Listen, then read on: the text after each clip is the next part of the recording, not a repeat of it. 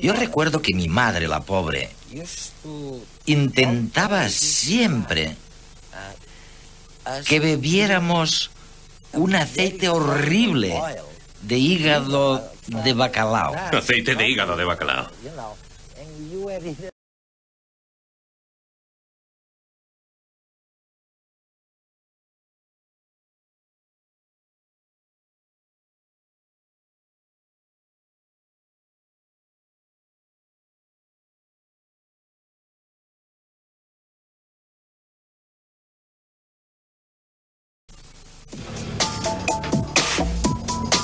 En un mundo tan preocupado por la dieta y la estética, el consumo de grasas no goza de mucha simpatía. En cambio, son muchas las funciones que desempeña en nuestro organismo y su diversidad obliga a no juzgar a todas las grasas por igual. Tanto los ácidos grasos saturados como los insaturados son lípidos formados por oxígeno, hidrógeno y carbono. Lo que les distingue es el modo en que estos átomos se unen entre sí. En las grasas saturadas todos los posibles puntos de enlace están ocupados o saturados, convirtiéndolas en moléculas muy estables, difíciles de metabolizar y muy propensas a formar estructuras rígidas. Por el contrario, las cadenas de las grasas insaturadas son portadoras de dobles enlaces o enlaces insaturados. Por ello son más reactivas, fáciles de usar por nuestro organismo y más contrarias a agruparse.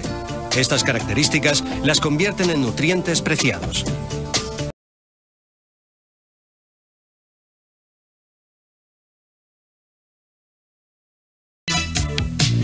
Fue en los años 70 cuando se descubrió la relevancia de estas grasas. Esquimales emigrados a Dinamarca sufrían muchos más problemas cardiovasculares que los aún presentes en Groenlandia. Estudios posteriores demostraron que el tipo de alimentación estaba jugando un papel determinante. A diferencia de sus compañeros daneses, los habitantes del Ártico poseían un elevado contenido de ácidos grasos omega 3 en la sangre. Este hecho se debía a la dieta que seguían, rica en pescado azul.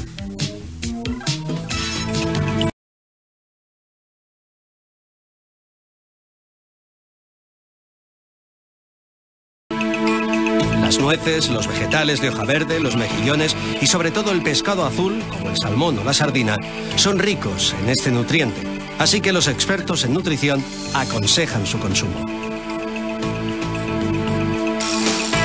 Esta grasa disminuye la viscosidad de la sangre, reduciendo así el riesgo de infarto y la presión arterial.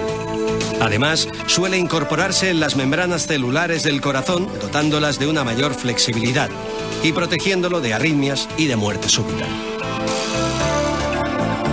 El cerebro también posee un alto contenido de estas grasas. Para una sinapsis fluida, las neuronas deben gozar de cierta elasticidad. Esto lo consiguen con membranas ricas en ácidos grasos omega 3. Por ello, las embarazadas deben ingerir gran cantidad de estas grasas para así satisfacer las necesidades del desarrollo del feto.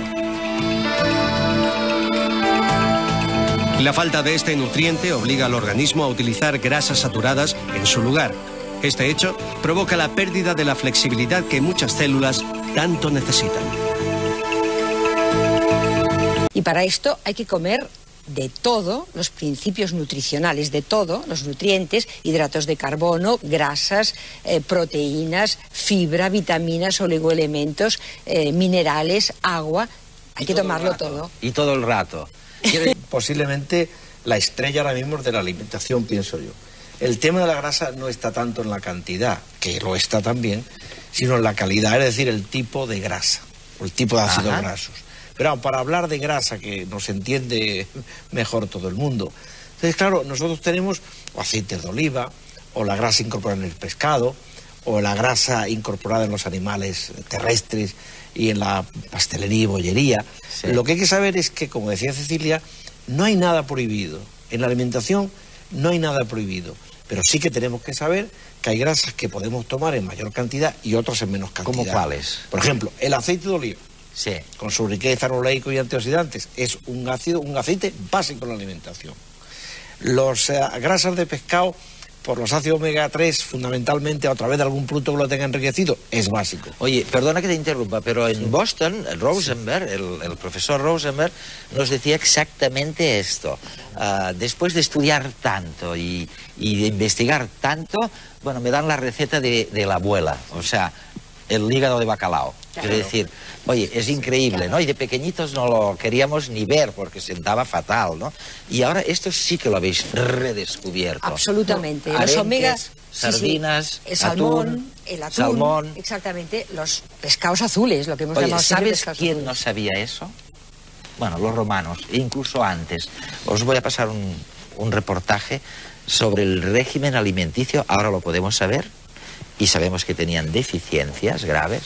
Bueno, no digo el hombre primitivo, pero casi.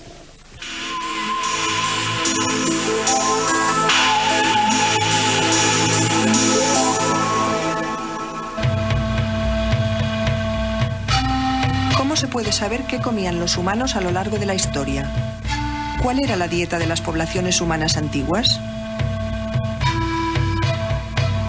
Por una parte, los elementos traza que se almacenan en los huesos explican la historia química de su portador.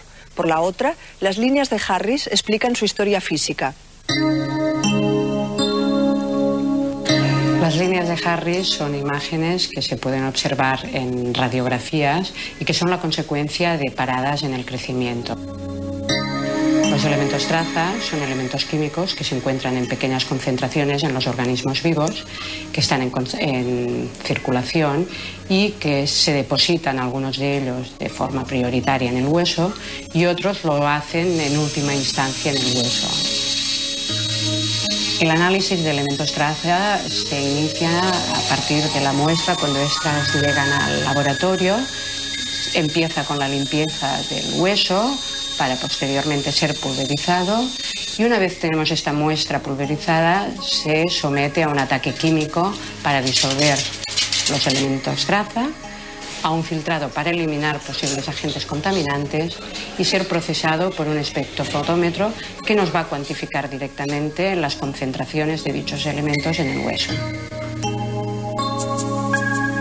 Los resultados que obtenemos de la lectura de elementos traza indican la dieta de la población. Así, en dietas ricas en carne encontraríamos niveles altos de cobre y zinc. Si la dieta fuera vegetariana, encontraríamos magnesio y estroncio. En dietas de origen marino predominan cobre, zinc y estroncio, mientras que en dietas ricas en cereales, comparativamente, están elevados todos los elementos traza. Las concentraciones obtenidas de los distintos elementos traza en la población tardorromana de Prat de la Riba parecen indicar que la población tenía una dieta básicamente vegetariana con pocas proteínas de origen animal. Y con la alta incidencia de líneas de Harris nos encontramos con un grupo humano que tuvo unas condiciones de vida difíciles, que vivió en un momento histórico con luchas internas en que la alimentación era pobre y poco variada. Así, en la Tárraco del siglo III al V después de Cristo se notaron también los efectos del declive del Imperio Romano. Bueno, los romanos a lo mejor no sabían lo del omega 3 ácidos grasos, bueno, que tenían que comer pescado. Pero no, ¿sabes? Cuando a veces hablo con amigos y les recuerdo que parece el gran descubrimiento, yo no sé si lo es, José, realmente. No, en tema de grasa, sí. En España hemos sido pioneros en apoyar las virtudes de la grasa. Fuimos los primeros que... Antes que los de Boston, que están ahora antes de todo el mundo. El aceite de oliva, cuando todo el mundo estaba en contra, aquí estábamos ya trabajando, yo entre ellos, luchando por ese aceite de oliva. Y por el pescado yo diría que prácticamente también. Es decir, las escuelas españolas han sido muy avanzadas en ese tema. Hemos lanzado una bandera... Pues habéis convencido al resto del mundo, porque están realmente como si fuera el gran descubrimiento, ¿no? Acabamos de venir de Boston y... Hay que tener en cuenta que la cultura nuestra también favorecía eso. Es decir, que nuestros pescados y nuestro aceite de oliva eran base de nuestra dieta, cosa que en América no ocurría. Allí estaban los aceites de semilla y la carne.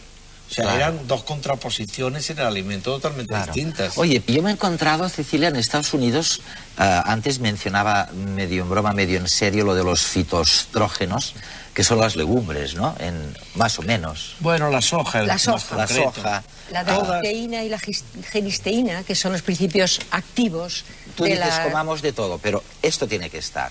Claro. Lo siguiente, los polifenoles. Sí. ¿Qué son? ¿Los limones? Bueno, los polifenoles fundamentalmente más interesantes ahora son los del vino, del vino tinto. Aceite de oliva virgen. También. Tiene muchos polifenoles también. Y eso, las frutas, verduras y hortalizas tienen muchos. Todo el alimento vegetal, excepto los cereales, tienen. Otra palabreja son los carotenoides. Carotenoides. Bueno, ese sí los conocemos más. Eso. Absolutamente esenciales. Lo digo para que no se olviden, o sea que... el tomate, todas las frutas, todos los colores. El licopeno del tomate, por ejemplo, que es un antioxidante imprescindible, y al final, en realidad, las frutas, las verduras, las legumbres son las que verdaderamente... Ese es el grupo clave para todos los antioxidantes. Exacto. Pues esto... Fruta, verdura y hortalizas. Vino tinto y aceite de oliva. Exacto. ¿Y qué pasa con la carne?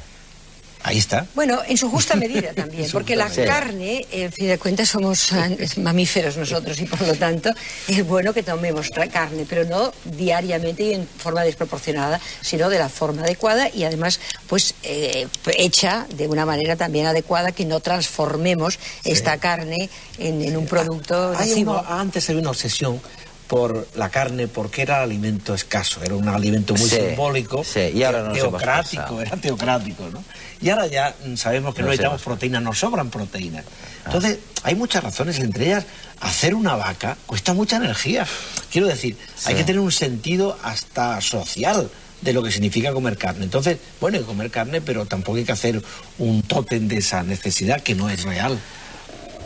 Vamos a ver, eso es lo que hace falta, pero yo estoy seguro que pocas veces pensamos en el camino que sigue lo que ingerimos, ¿no?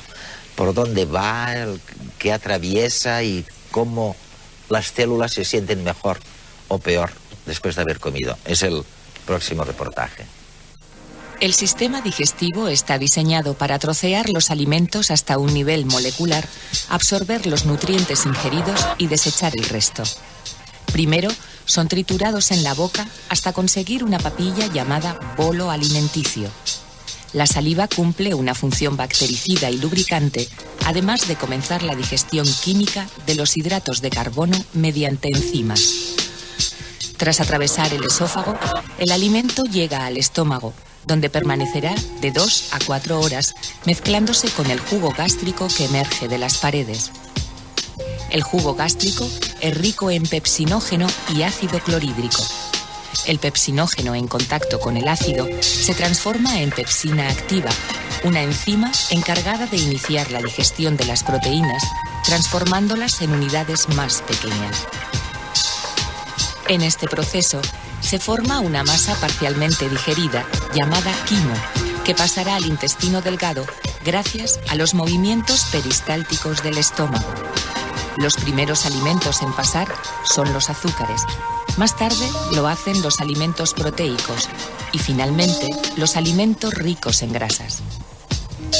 Las enzimas del jugo intestinal completan la digestión de los hidratos de carbono, convirtiéndolos en monosacáridos como la glucosa.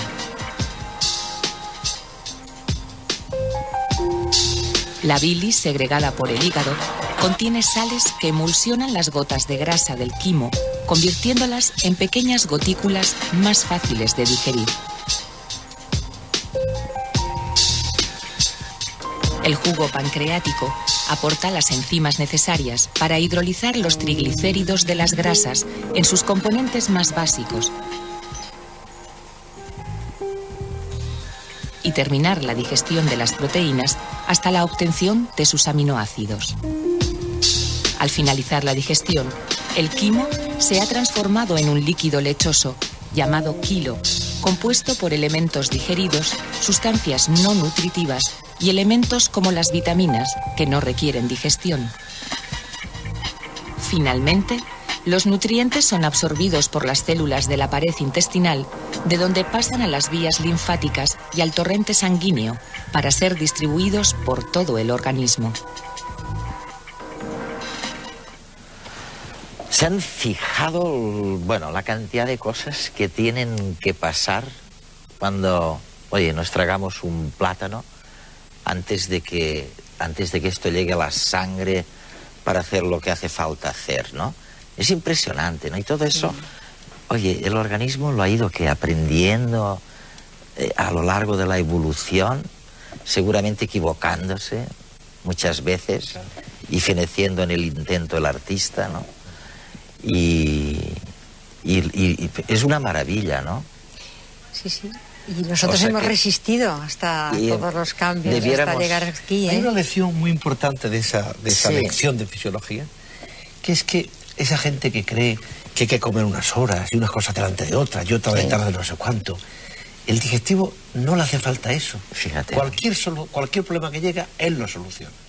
Que si como antes, que si como después, que si como más veces, más cantidad, él lo soluciona. Y lo mezcla. Claro, y lo arregla y lo da servido al medio interno. Y que cada alimento en realidad está formado por todo, hidratos de carbono, grasas, proteínas. No es que cada uno tenga solamente una composición, sino que es un conjunto. Más proporción de un alimento, menos proporción de otro, pero en el fondo los nutrientes en conjunto forman parte de cada uno de los alimentos. O sea, que una manzana tiene más hidratos de carbono que un trozo de carne, pero la carne también tiene hidratos de carbono, claro. y la manzana también tiene proteína. Oye, yo os voy a pedir que os quedéis por ahí, porque hemos llegado a la cuestión. Y la cuestión hoy es un poco especial, porque el jurado de científicos que van a ver, vamos a pasar sus nombres por la pantalla, ha decidido ya un ganador entre los 500 o las 500 propuestas que ha habido en el último trimestre. El ganador tiene un nombre y además el premio que se lleva, que es un ordenador, tiene un patrocinador. Y de las dos cosas les vamos a hablar inmediatamente, porque vamos